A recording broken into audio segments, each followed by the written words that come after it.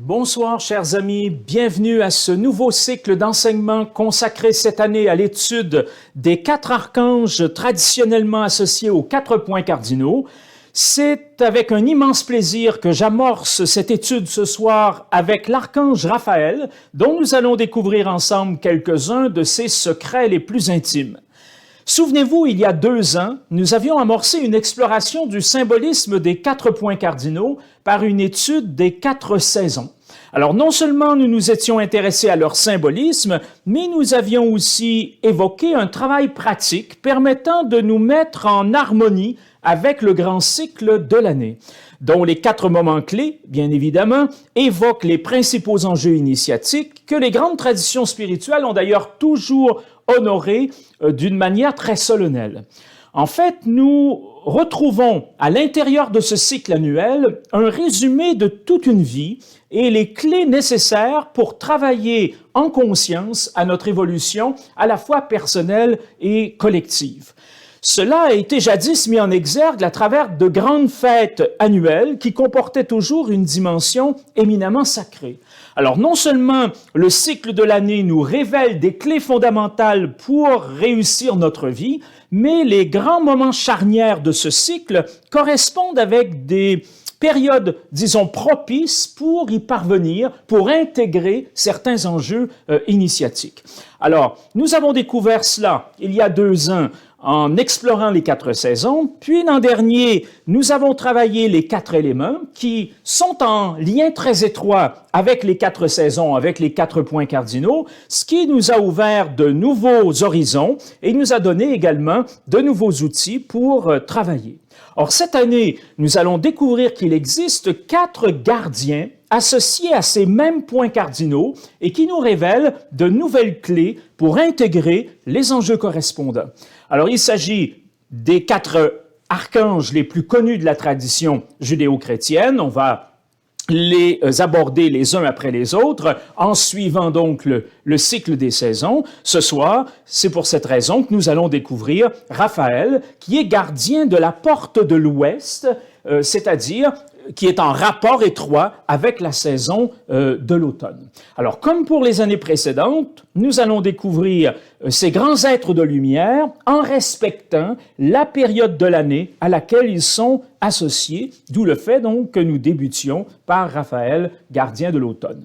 Alors, pour ceux qui souhaiteraient revoir plus en détail les enseignements qui ont été proposés la première année en ce qui concerne le symbolisme et les exercices pratiques associés aux 4 saisons, ou alors en ce qui concerne les enseignements de l'an dernier sur les 4 éléments, qu'on a aussi abordé d'un point de vue symbolique et d'un point de vue pratique, eh bien, ces enseignements, ils sont disponibles en ligne sur notre site de téléchargement. Alors, je vous invite à les consulter pour pouvoir approfondir cela. C'est pas que ces enseignements sont absolument nécessaires pour approcher l'univers de ces 4 archanges, pour aborder l'enseignement que nous allons proposer cette année, mais enfin, ce sont quand même des données complémentaires qui vont vous permettre d'affiner votre perception de ce que représentent ces archanges, mais surtout des enjeux initiatiques dont ils sont les gardiens et qu'ils incarnent en quelque sorte. Alors ce soir, nous allons nous intéresser à Raphaël,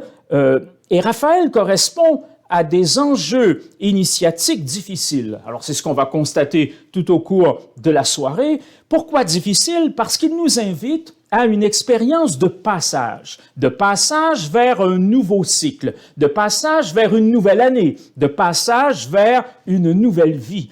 Il nous invite à réfléchir sur une année qui s'achève, et il nous invite à le faire à travers 3 interrogations majeures. S'il fallait résumer, mais c'est surtout pour nous donner des points repères, de manière à explorer d'une façon un peu plus consciente les enjeux associés à l'archange Raphaël ce soir. S'il nous fallait résumer cette interrogation associée à ce personnage énigmatique qu'est l'archange Raphaël, à ces interrogations en lien avec le passage de cette porte de l'Ouest, je pense que 3 questions seraient fondamentales et synthétiseraient bien l'enjeu initiatique. La première, que dois-je laisser derrière moi? en ce moment de l'année charnière qui va m'ouvrir vers un nouveau cycle, vers une nouvelle réalité, concrètement vers une nouvelle année. Que dois-je laisser derrière moi? Que dois-je rectifier? Que dois-je conserver? Afin de poursuivre évidemment mon chemin et d'approcher toujours plus cette expérience de la lumière, cette expérience de l'éveil, cette expérience de l'épanouissement personnel et spirituel. En effet, nous arrivons à la fin d'une année, à la fin d'un cycle, et nous avons tous à réfléchir à ces trois questions. Nous avons tous à quelque part à faire un deuil par rapport à ce qui a été précédemment.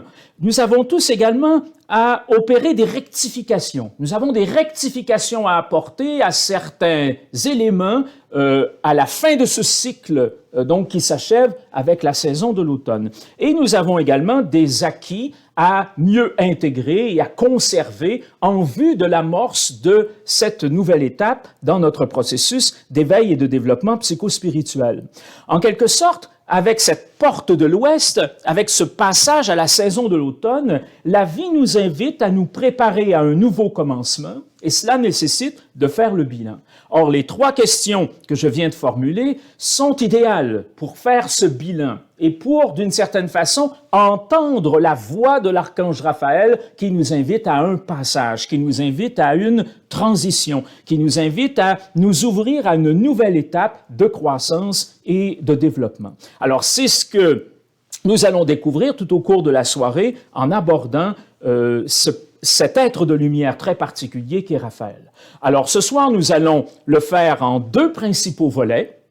Ce sera vrai pour les autres archanges, d'ailleurs, que nous étudierons postérieurement. Le premier de ces volets va être consacré à mieux connaître cet archange Raphaël. Alors, dans un premier temps, on va d'abord le situer au niveau de la communauté des archanges qui en compte essentiellement 7. Alors, cette introduction, elle sera utile pour nous ce soir, mais elle sera utile pour l'ensemble des enseignements sur les archanges qui vont vous être proposés tout au cours de l'année. C'est une espèce d'introduction générale, si l'on veut, à ce sujet auquel on va consacrer 4 enseignements en rapport avec les 4 saisons tout au cours de l'année qui vient. Donc, première étape, comment situer l'archange Raphaël au sein de la communauté des archanges. Puis, nous allons ensuite chercher à mieux le connaître, et à mieux le connaître en étudiant brièvement son nom. Alors, vous savez que ces grands archanges auxquels Raphaël dont Raphaël est un exemple, ces grands archanges ont des noms hébreux. Or, la langue hébraïque est une langue sacrée qui nous révèle fondamentalement la nature et la vocation des êtres ainsi désignés. Si bien que le mot Raphaël lui-même est porteur d'un enseignement. Il est en tout cas révélateur de la nature et de la vocation de cet archange. Donc, nous allons nous intéresser au nom de l'archange Raphaël et on va essayer de voir qu'est-ce qu'il porte, ce dont il est finalement l'incarnation, la manifestation. Et on va ainsi s'approcher un peu mieux de la nature et de la vocation de cet archange. Cela va nous conduire à mieux définir 2 fonctions principales, complémentaires et distinctes, qui sont associées à cet être de lumière. Alors, ces 2 fonctions, vous allez découvrir tout au cours de la soirée de quelle manière elles nous invitent à faire un travail initiatique, un travail de développement psychospirituel.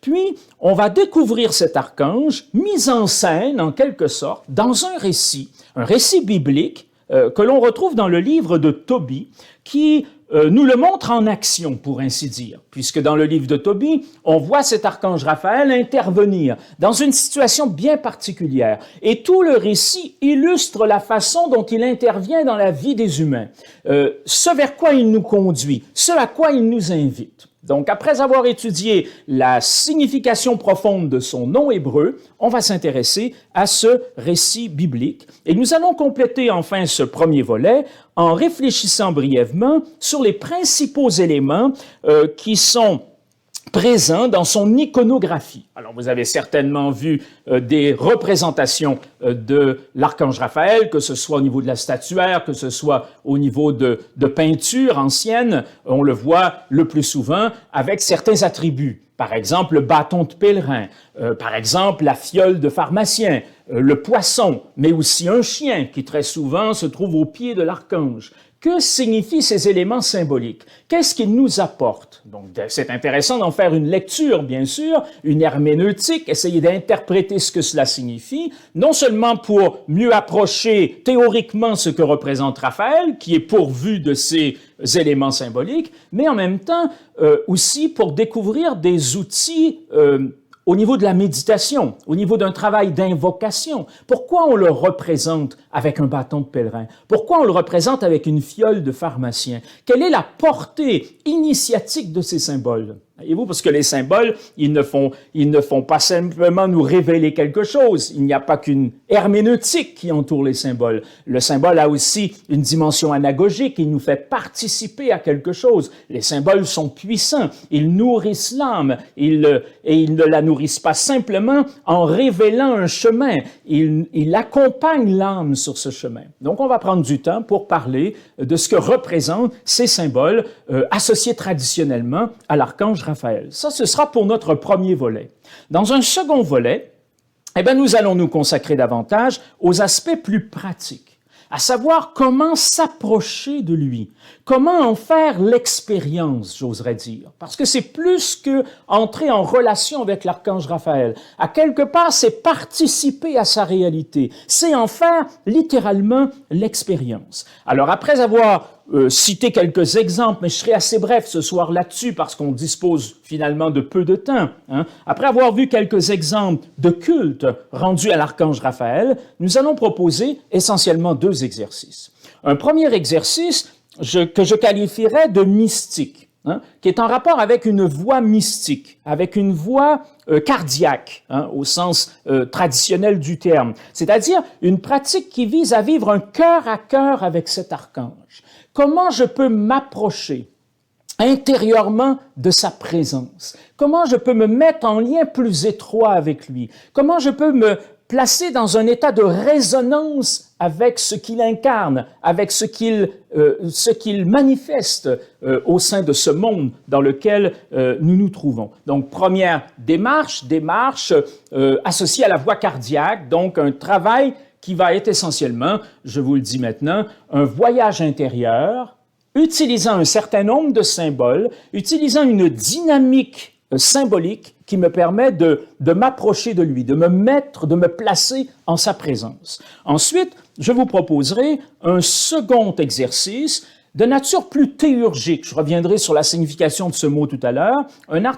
Un exercice plus théurgique qui va nous amener à nous initier à des éléments rituels simples, je vous le précise tout de suite, mais opératifs, qui peuvent nous permettre de vivre un véritable changement dans notre vie.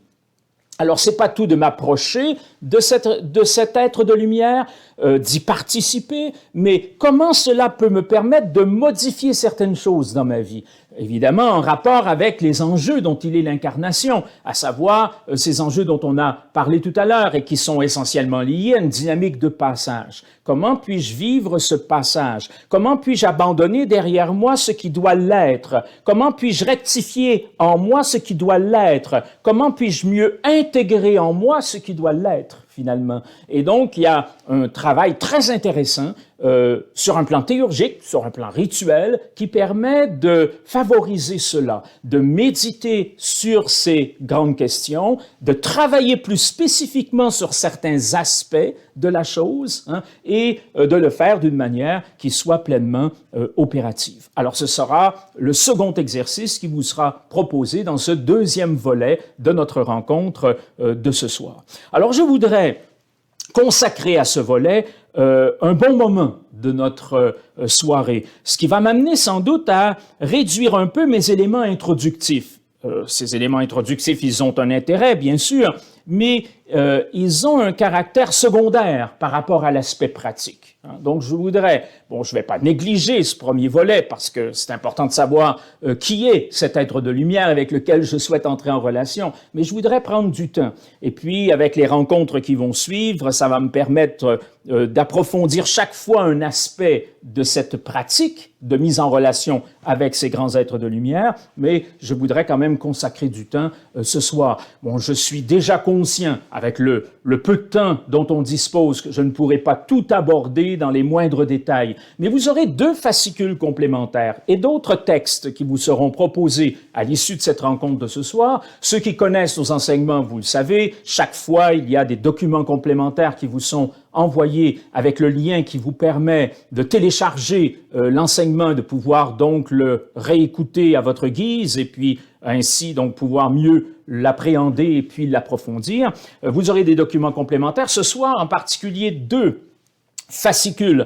Un qui est davantage consacré au premier volet, à l'aspect plus théorique, et un second consacré à l'aspect plus pratique, où là, vous aurez des détails sur les pratiques qui vous seront proposées, et puis tous les éléments qu'on n'aura pas le temps de voir dans le menu détail, eh bien, tous ces éléments, vous les retrouverez dans ces fascicules complémentaires. Alors voilà donc, mes amis, le programme de ce soir.